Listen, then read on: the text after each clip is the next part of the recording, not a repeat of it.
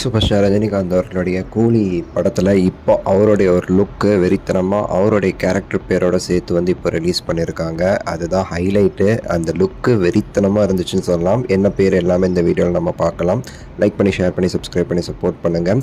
So full and full இந்த week ஃபுல்லாகவே கூலி படத்துடைய அப்டேட்ஸ் வந்து அடுத்தடுத்து வந்து சன் பிக்சர்ஸ் வந்து ரிலீஸ் பண்ணி நம்மளை வந்து மிரள விட்டாங்கன்னு சொல்லலாம்.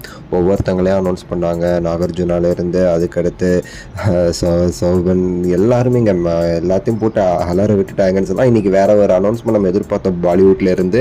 பட் இன்றைக்கி சூப்பர் ஸ்டாரோடைய பேர் என்னன்னு சொல்லி கெஸ் பண்ணுங்க அப்படின்னு சொல்லி ஆரம்பித்து அப்புறமா வந்து ஒரு சூப்பரான ஒரு ஃபோட்டோ வெறித்தனமாக இருக்கார் தலைவர். அப்படியே வந்து ஒரு நம்பர் பிளேட்டு. ஸோ அதெல்லாம் வந்து நிறைய விஷயங்கள் வந்து ஏதோ கொடுக்குறாங்க ஹிண்ட். நமக்கு தான் வந்து என்னன்னே கரெக்டாக முடியலை. அந்தளவுக்கு வந்து ஹிண்ட் அவங்க கொடுக்குறாங்க சன் பிக்சர்ஸ்னு சொல்லலாம். ஸோ அப்படி வந்து தலைவர் வந்து ஒரு வெறித்தனமான ஒரு லுக்கில் விட்டு அப்படியே வந்து சொல்கிறாங்க தேவா அப்படின்னு சொல்லிட்டு. தேவாங்கிற கேரக்டருங்க 1421 அப்படிங்கிற ஒரு நம்பர் மாதிரி தலைவர் கையில் வர வச்சுருக்காரு. கழுத்தில் வந்து ஒரு செயின். ஸோ ஒரு லுக்கு வந்து சூப்பராக வந்து கொடுத்து இந்த மாதிரி ஒரு அனௌன்ஸ்மெண்ட் வந்து ரிலீஸ் பண்ணியிருக்காங்க. இது வந்து ரொம்ப நல்லா இருக்குது ஆக்சுவலாக. ஸோ ஒவ்வொருத்தவங்களுடைய லுக்கும் பார்த்துட்டு இப்போ வந்து ஃபைனலாக வந்து இந்த மாஸ் லுக் பார்க்கும்போது இன்னுமே சரி நல்லா இருக்குது. பெரிய ஒரு எக்ஸ்பெக்டேஷன்ஸ் வந்து இந்த படத்துக்கு வந்து க்ரியேட் ஆகிருக்குங்கிறதுல மாற்று கருத்தே கிடையாது ஆக்சுவலி. ஸோ அதுதான் வந்து ரொம்ப உண்மையும் கூட. நம்ம வந்து எல்லாருடைய லுக்கையுமே பார்த்துருப்போம். இதில் கொஞ்சம் நம்ம என்ன சொல்கிறது, வாயிலேருந்து வார்த்தை வரல. அந்தளவுக்கு வந்து வெறித்தனமான ஒரு லுக்கை பார்த்து நான் ஒரு ஷாக்கில் இருக்கேன். உடனே வந்து வீடியோ போடணும்னு சொல்லிட்டு.